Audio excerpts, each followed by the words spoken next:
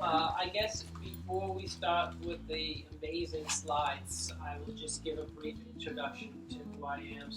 My name is Bob Laramie, and I work in the computer science department. And I've been at Swansea University since 2006. Yeah. And I've been studying data visualization since 1999. So a long time. Yeah. So Swansea University is a very, very good place to be studying data visualization, by the way, because it has a very strong and active group, the biggest group in the UK for data visualization. And this is a web page. You can find out more about me on that web page. We have a fully funded PhD studentship in the digital humanities. If you have any friends that are looking to write a PhD with a fully funded studentship, maybe you want to ask them if they're, show them this link. And I teach a regular data visualization class, so to speak, a full-length data visualization class. So if you click on teaching and then data visualization, you can find our module webpage. And you can find a lot of useful information. So after we're done today, you can still consult this page and you'll find a lot of useful information. For example, I have a YouTube channel where I have some tutorials on there. Sometimes students ask questions, and I will answer them on YouTube. I'll put the answer there. These are two links, for example, of a crazy collections of visualization tools. Right? So there are lots and lots of visualization tools. And somebody worked hard, or a few people worked very hard to collect them together. So we're going to go through every single one of these tools in detail in the next 3 hours. Just kidding. But it's an impressive collection here. Yeah. And then there are some other things on here related to the actual course. Links related to fun visualization stuff. There are some. If you haven't seen some of these movies and animations, I highly recommend them. If you're just curious about data visualization as a topic, some of them are very, very well known. Are there any questions before we start? Okay, we're gonna basically do some theory in the first part of the course, and then we're gonna do some applied exercises. So I'm going to use a piece of software, the Tableau public software, and give you a demonstration. It's free software. Anybody can use it, and it's quite good. It has a lot of features, a lot of powerful features.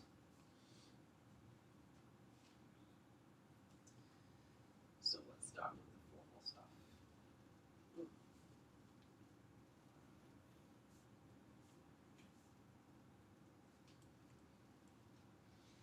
So this is just going to be an introduction to data visualization. The module is 20 lectures, right? We don't have time for 20 hours. So you won't get the full experience, but you'll get an introduction, and that will be enough to already give you a good start and give you the ability to do very interesting things already, just with a short introduction.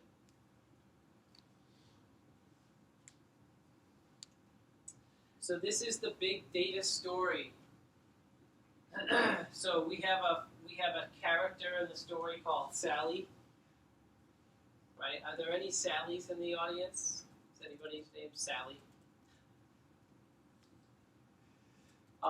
So Sally discovers that she can collect data cheaply That means she can collect data for very little money. Yeah. Because she can collect data cheaply, she decides she wants to collect a lot of data, right? She collects data over a few years, right? And it gets until it's a large, complicated, time-dependent data set. And eventually, after collecting for some years, she decides she wants to derive some value, some new knowledge, some new information, some new insight from her data set. She thinks, oh, I've been collecting this data for years now. It must be valuable. I must be able to learn something interesting from this. And the funny part is this new desire that she has causes her to learn something or causes a discovery.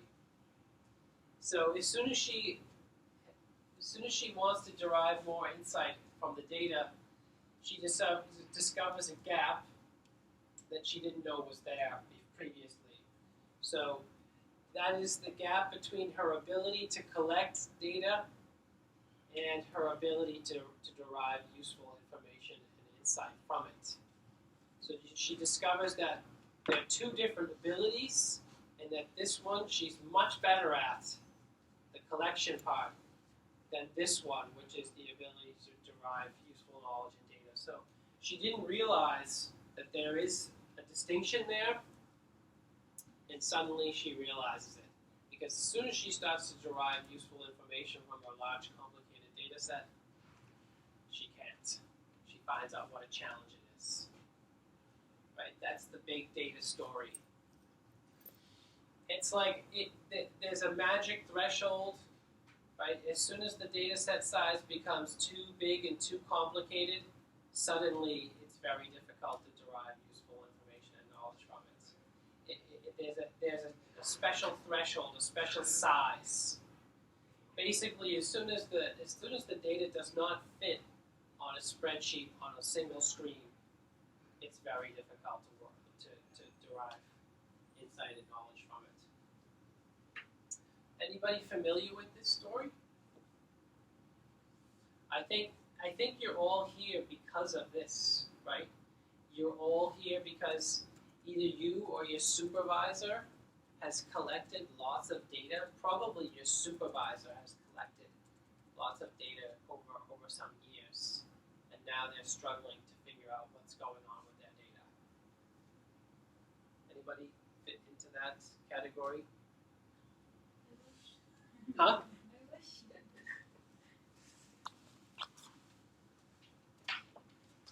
Happy Wednesday. Oh, we need to sign these.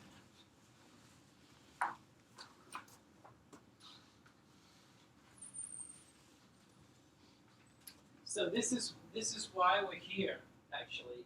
This is why we're studying data visualization. So this is a big story, and it's a universal story. So this is happening with everybody, right? On the left-hand column, these are just some examples of people collecting data as part of their job, right? Computational fluid dynamics people. Are there any engineers in the audience?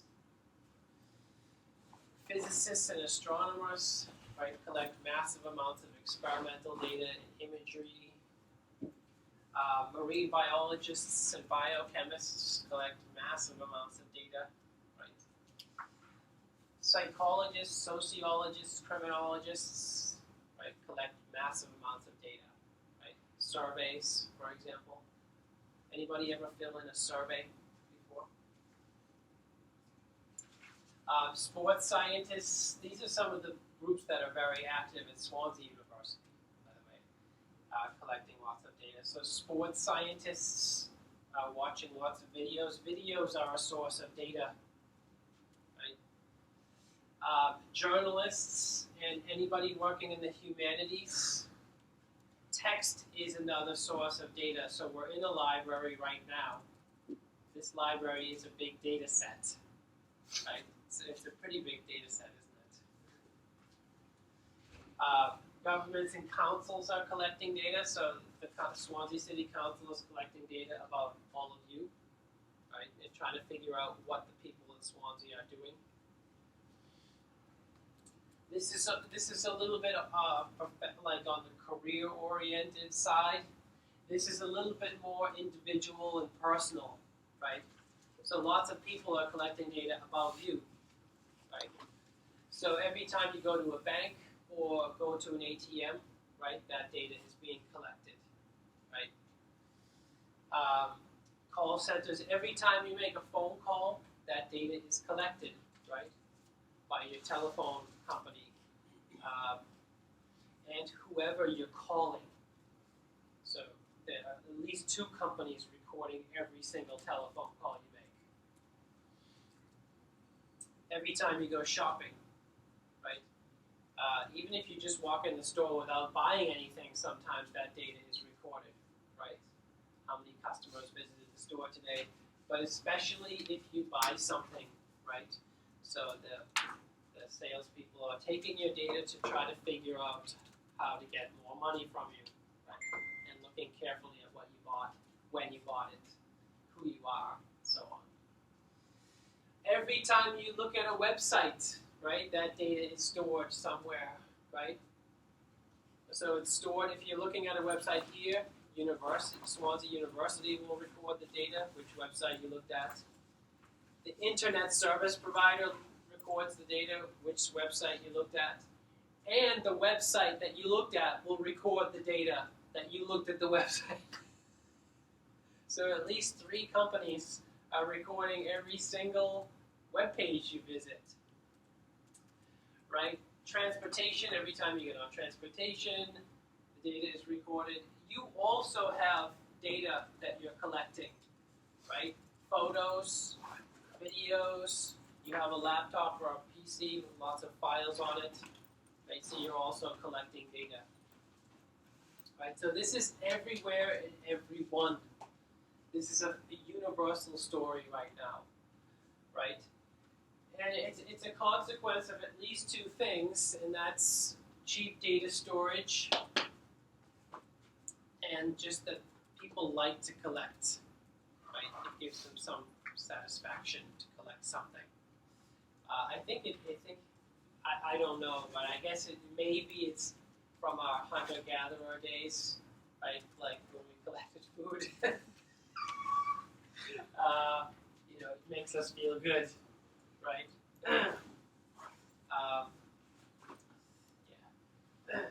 Did anybody have like family members or grandparents that collected lots of canned food in the basement for like a depression or something like that?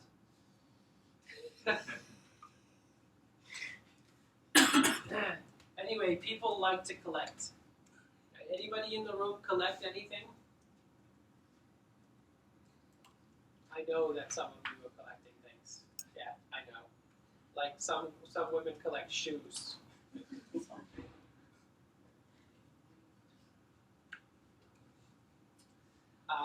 Sometimes we collect things we don't want, like bills, debt. I collect involuntarily email. Get lots and lots of email, collecting. It's another piece of data, more data. And I'm always trying to delete.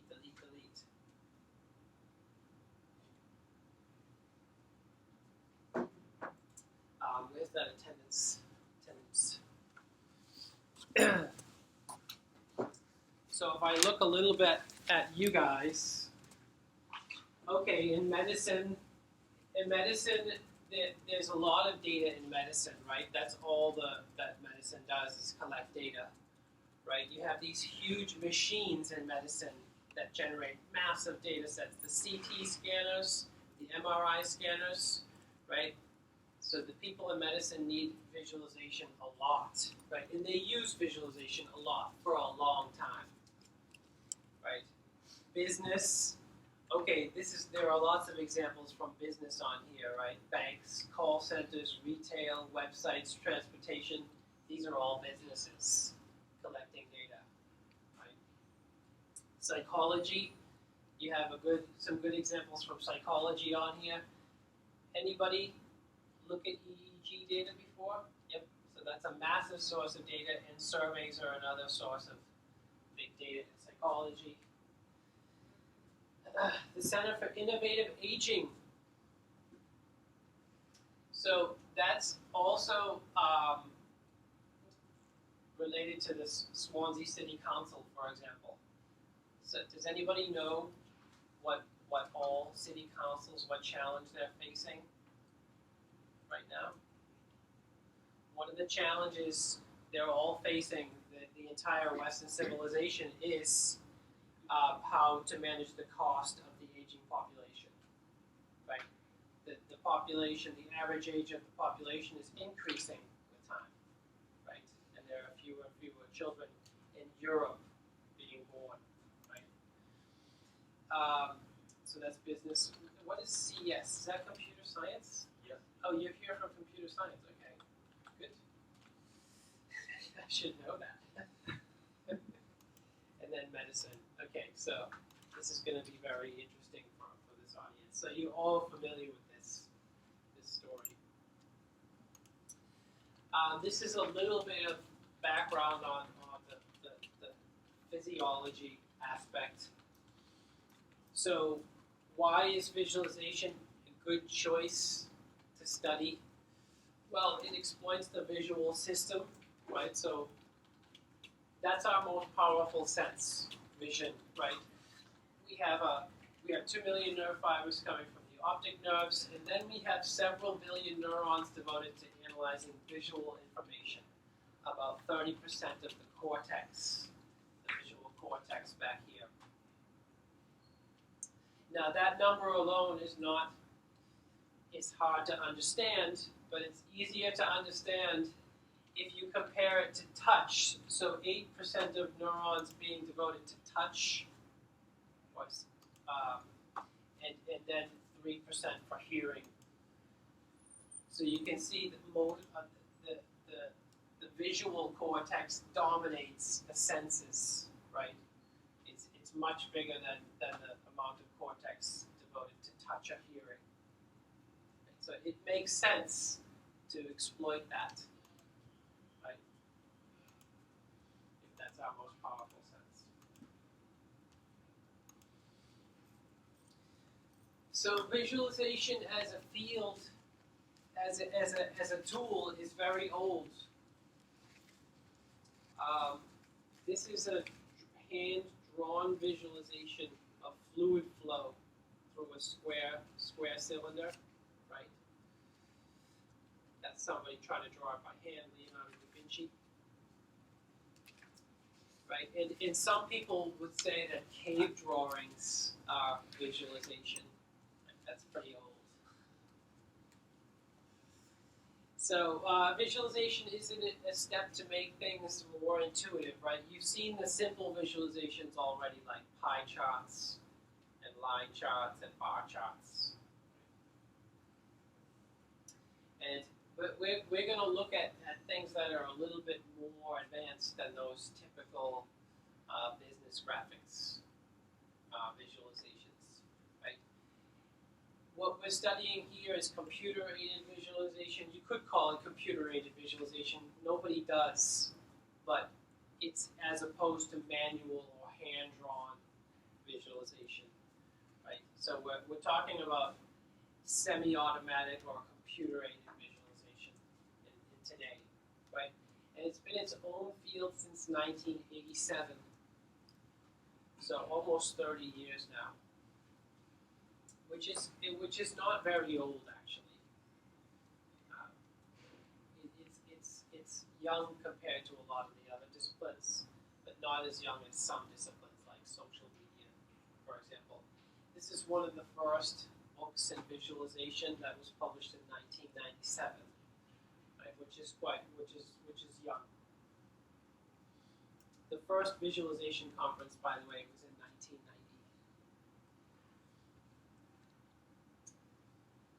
Some of the major subtopics in visualization are here. So medical visualization. And medical data and volume visualization. So this is one of the major subtopics in visualization. A lot of people are working hard on this. Flow visualization is another subtopic in the field of data visualization. Right, this is the study of fluid flow, how fluid moves through various geometries. We also have information visualization, which is studying abstract data. And this is actually what we're going to focus on today in the hands-on part of the course, is information visualization. Combined actually with some GIS data, so some data on a map. Right? So GIS data is any data on the map. And there are other subfields like historical data, archaeology, cultural heritage. And then there are disciplines that study large data, small data, or data at different scales. Right? One of the newer offsprings of data visualization is the so-called visual analytics. Right? Visual analytics combines different fields together, like data visualization, statistics, machine learning, artificial intelligence, and so on.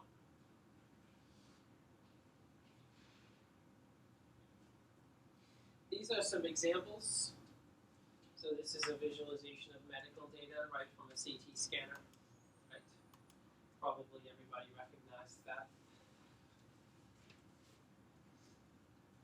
Here are some examples of flow visualizations.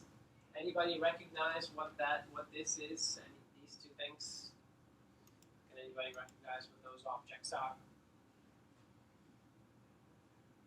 No ideas? Is it human heart? Excuse Is it me? human heart? Human heart? Which one? The one on the right? Yeah. This is actually from an automobile engine. Both of these. So this is the combustion chamber inside of a motor or an engine block. Has anybody ever opened the hood of their car before? You have an engine block. You have like 4, 6, or 8 cylinders. This is one of those cylinders. And this is the top view of that same. This is the side view, and this is the top view. So that's an example of flow visualization. This is information visualization. So time series data is very common in information visualization. So time on the x-axis, amplitude on the y-axis. Right? A lot of data, any data that's stored in a spreadsheet is generally, everyone say, is generally related to information visualization. Right? That's data with no inherent spatial geometry. Right? If you have a bunch of surveys, right, there's no inherent spatial geometry associated with those surveys. Just a list of names, right? That's a data set. I have a data set right here, right? This would be information. I would use information visualization to visualize that data set. It's not very big. That's one of the major subtopics. Now, what is visualization good for? So visualization is good for, at least 3 things. It's good for exploration. So exploration is the case when you don't know anything about your data set, or you know very little about your data set. So maybe you've been given a data set and you have to figure out what it is. Or you just have to figure out what's happening in there. If there are any sort of trends, any patterns, any outliers. Visualization is also very good at analyzing or analysis.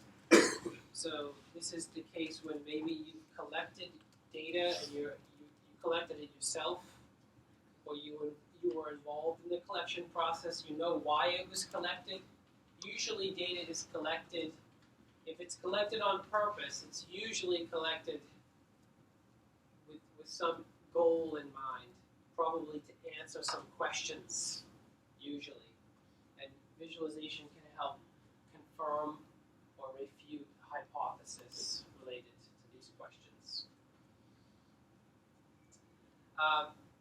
Data visualization is also good for presentation.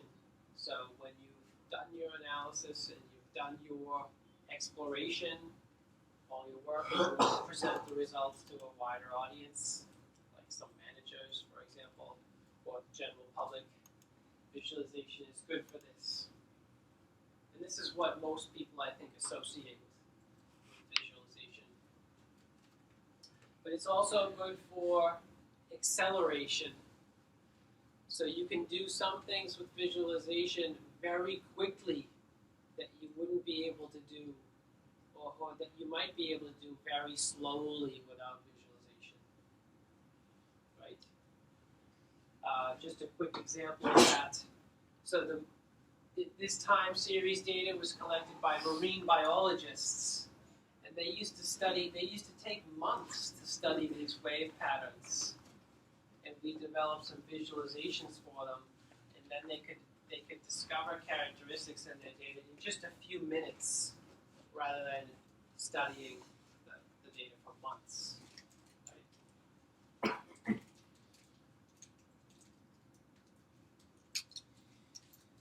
So the three main subfields of data visualization fall into volume visualization, flow visualization, and information visualization. So there's a green line here, right? And above the green line is so-called scientific visualization. And that's all the data that's associated with the data that has an inherent spatial characteristic, an inherent spatial geometry. For example, the output of a CT scan or an MRI scan, right? All the data samples in this case have a special location, an X, Y, Z coordinate, and maybe some time stamp on it. So they have an inherent geometry. An X-ray is an example that everybody's familiar with, right? You go to the doctor, you get an X-ray, maybe you got injured. Has anybody here had an X-ray before?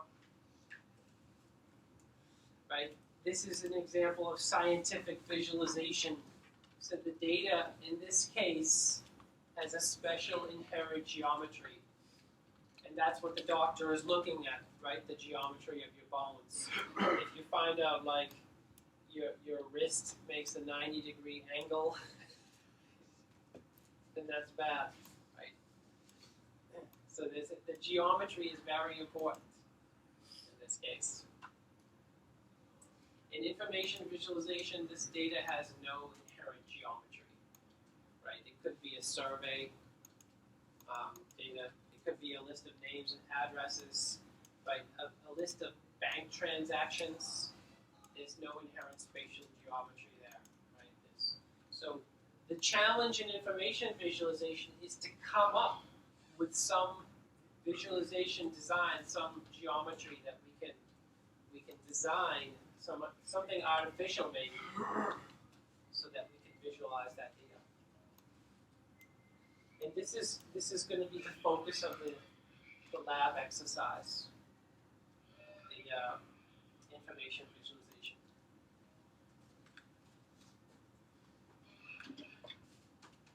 Kind of loud for a library. Are there any questions so far?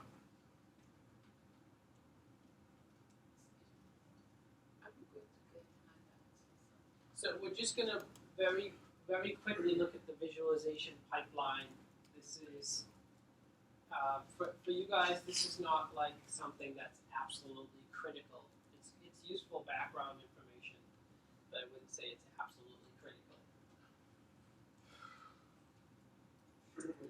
So this is basically this processing stages that transpire to produce a visualization, right? There's the data acquisition phase. So that's the story of Sally, right? Sally collecting and collecting and collecting data, right? So usually that's done. There's a lot of effort and money and time spent in the data acquisition phase. Then there's a data enhancement phase. This is when the data is altered in some way. Maybe some missing values are filled in or supplied. Maybe the data is smoothed. Maybe some uncertainty is included in the data. And this is what this course is focused on, the visualization mapping. So all the numbers or the letters in the data set are mapped to some shape, right? So we can see it. And then there's some sort of rendering, right? There could be a projection from three-dimensional space to screen, two-dimensional space. This is computer graphics. We don't talk very much about this. But if you want to go look at that in detail, you would take a computer graphics class. So data acquisition, this is what you're all familiar with already. This is that Sally, again, this is the story of Sally. It's data being produced and archived, and this is what everybody's doing. They're making lots and lots of data and storing it. Right, in medicine you have CT data and MRI data. You could have data that's just written down as text, right? There's a lot of that. A lot of data stored in databases and spreadsheets, right? There's a lot of data produced by engineers, and so on. Videos are also a data source, by the way. People don't think of them as data, but photos and videos are another source of data. Those are just some examples. We usually do something with the data to prepare it for visualization, and that's the data enhancement phase, right? We might do some smoothing of the data. We might do some filtering, meaning we select a certain subset of the data and maybe only look at a selected subset or a filtered subset. Maybe some noise is filtered out, maybe some errors. There are usually errors that are discovered and corrected. Often, though, the errors are discovered during the visualization. This is one of the things that visualization is good for, is discovering errors in the data. It happens a lot. Missing values might be handled somehow. The data might be resampled somehow in the case of scientific visualization. We might derive some new data, right? Like averages and medians and gradients. We related to the missing values, we might interpolate some new data. So that's deriving some missing values based on existing values.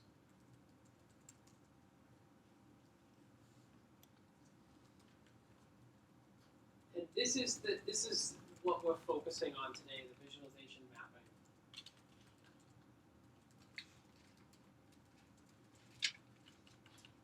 So visualization makes the data visible somehow, right?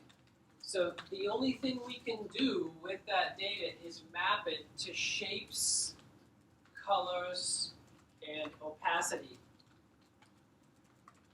right? So sometimes we call the shapes geometric primitives. So we have a limited set.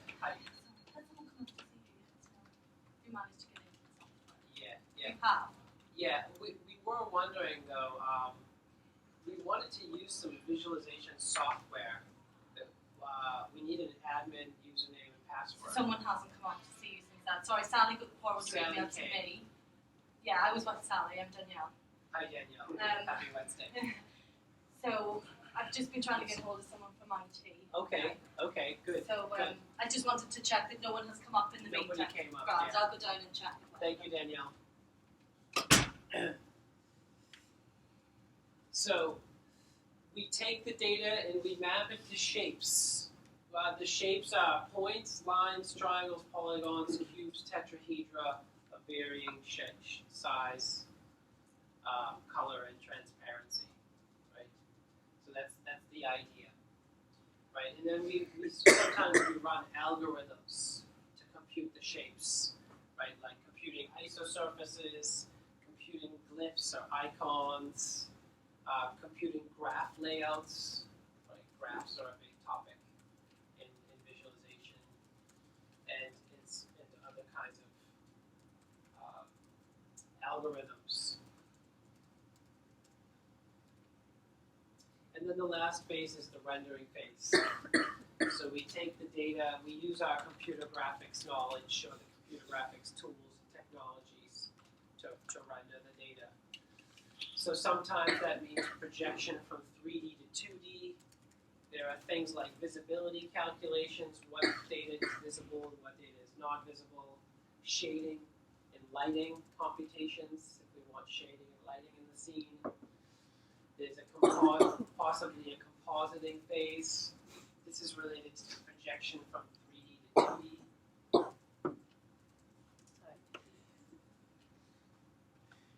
And there's sometimes there's animation.